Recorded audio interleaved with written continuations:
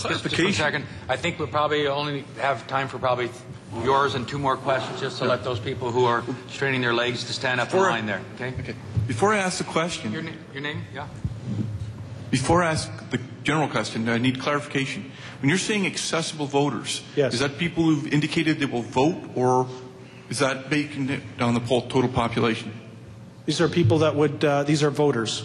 So we'd ask everyone in the survey whether they would consider voting for the Green Party, for example, or the Bloc Québécois, and so forth. Okay, so the fact is that only 50% of the population are now voting. Well, 60, but yes. Okay, it's still pretty low. I mean, that means we got another 40 to 50% aren't voting. There's a huge potential pool, because those, I think, as you mentioned, those are disaffected voters. Mm-hmm. People that have either they're not going to vote because they don't believe the parties or whatever else. Have you done any statistical surveys on them? Well, the problem with the people that don't vote is they also don't always answer surveys. No, just let's be honest. But I think the reality is there are a lot of people parking in the undecided, may perpetually park in the undecided column until they see something that's worth, like I said before, getting off the couch and going to vote. They're just going to stay home. Like, if they don't like any of the choices, why would they even spend the time to vote for someone? I would probably hazard a guess, just based on my read of the numbers, there's maybe 1 out of every 6 Canadians probably doesn't go out to vote because they don't think there's anything worth voting for. But they could be a Green Party supporter. But they could be, but someone's got to come forward with that in order to get them moving. You neglected to mention who you are and where you're from. Doug Wright, Toronto, Danforth. Okay, thank you very much. Over here. Hi, Melanie Ransom from Ottawa Centre. Thank you for the presentation. The deck presentation is great. I hope it gets up on our website this afternoon or this evening. Greenparty.ca website, of course. My question sort of is preceded by a comment, and my comment is, if we could go back, for example, to the convertible voters slide, and we look at the Bloc Québécois, and it says their accessible pool is 57%. I think it's the other way. Sorry, I'm going the wrong way. That's okay.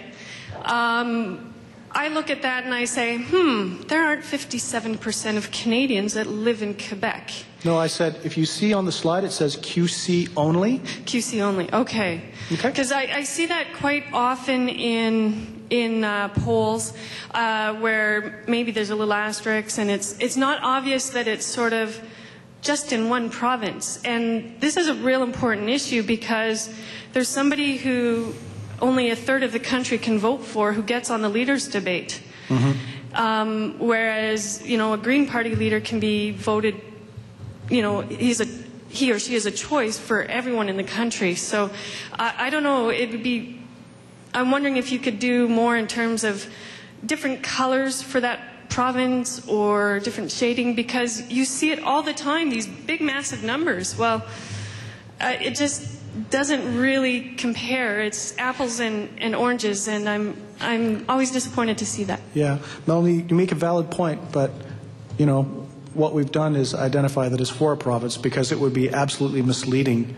if we put all Canadians. If we did that, then the Bloc, you guys would be doing the victory lap around the Congress Centre saying we beat the Bloc on how well organized we are, but that would also be a bit misleading.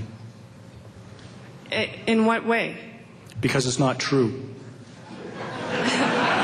But we have more national support. No, I'm just talking about my chart. I'm not talking about... Okay. Yeah. Are you suggesting that it shows that they have 57, or they got 42% of all Canadians to vote for them, when in fact they didn't? Well, that's what it looks like at first look. He does clarify that, it's QC only in the small print. But when people see those polls in the front page of the newspapers, it really is deceptive. It makes them look much bigger than they really are, because it's only a third of the country. Thank you. Okay. This will have to be very quick. I did promise 3 questions, and then this will be the last one. Thank you. Murray Reeves, Carlton, Mississippi Mills.